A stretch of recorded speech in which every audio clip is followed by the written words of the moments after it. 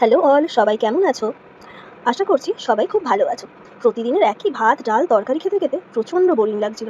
সেই জন্য আজকে বানিয়ে নিলাম নতুন একটা রেসিপি, তাও আবার লাঞ্চে। চলুন দেখে নেওয়া যাক আমি কী বানিয়েছি। প্রথমে একটু ফ্রাইং প্যান গরম করে তাতে অল্প একটুখানি সাদা তেল দিয়ে একটা ডিম ভেজে নিলাম। ডিমটার সাথেই আমি পাশেই দিয়ে দিয়েছিলাম দুকুচো রসুন, আর তার সাথে দিয়েছিলাম একটা শুকনো লঙ্কা।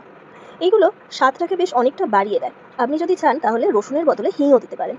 এগুলো বেশ ভালো করে লাল লাল করে ভেজে নেওয়ার পর এই সবকটাকে আমি ট্রান্সফার করে দিলাম একটা মিক্সিতে ভালো করে ব্লেন্ড করে নিতে হবে এই পুরো মিক্সচারটাকে। এতে আমি দিলাম অল্প একটুখানি দুধ, আপনারা চাইলে এই জায়গাটাতে জলও ব্যবহার করতে পারেন। সাথে দিয়ে দিলাম স্বাদ মতো লবণ। এরপর এইটাকে ভালো করে ব্লেন্ড করে নিতে হবে। আমাদের পেস্টটা একদম রেডি হয়ে গেছে। এটাকে কিন্তু আমরা সসের মতো ইউজ করব। ফ্রাইং প্যানটা আবার গরম করে মোটামুটি 100 গ্রাম মতো পনির আমি এখানে নিয়ে নিয়েছি। পনিরগুলোকে মোটামুটি একটু লাল লাল করে অল্প লাল লাল করে ভাজলেই হয়ে যাবে। আমার মতো যারা পনির প্রিয় তাদের কাছে এই রেসিপিটা কিন্তু খুবই ভালো লাগবে। সাথে দিয়ে দিলাম একটুখানি স্বাদ মতো লবণ। পনিরগুলো দেখতে পাচ্ছেন লাল লাল করে ভাজা হয়ে গেছে। এবার দেখে নেওয়া যাক আমি কী কী সবজি কেটেছি। আমি একটা গাজরকে গ্রেটেড করে কেটে নিয়েছিলাম। গাজরটা আমি একটু বেশি দিয়েছি। সাথে টমেটো আছে, পেঁয়াজ আছে আর লঙ্কা আছে। এই সবজিগুলোকে এবার দিয়ে দিলাম আমি ফ্রাইং প্যানে।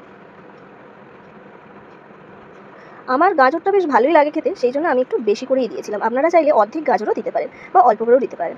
এর সাথে আপনি চাইলে অল্প ক্যাপসিকামও দিতে পারেন, কিন্তু আমার বাড়িতে তখন ক্যাপসিকাম না থাকায় আমি আর সেটা দিইনি। এরপর অল্প হাতে একটুখানি নেড়ে নিলাম। স্বাদ মতো দিলাম নুন এবং কিছুটা মরিচ গুঁড়ো।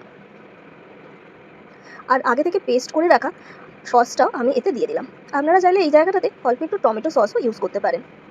আর যদি আপনাদের মনে হয় তাহলে আপনারা একটু টক ভাব আনার জন্য ভিনিগার অথবা লেবুর রসও দিতে পারেন এই সময়।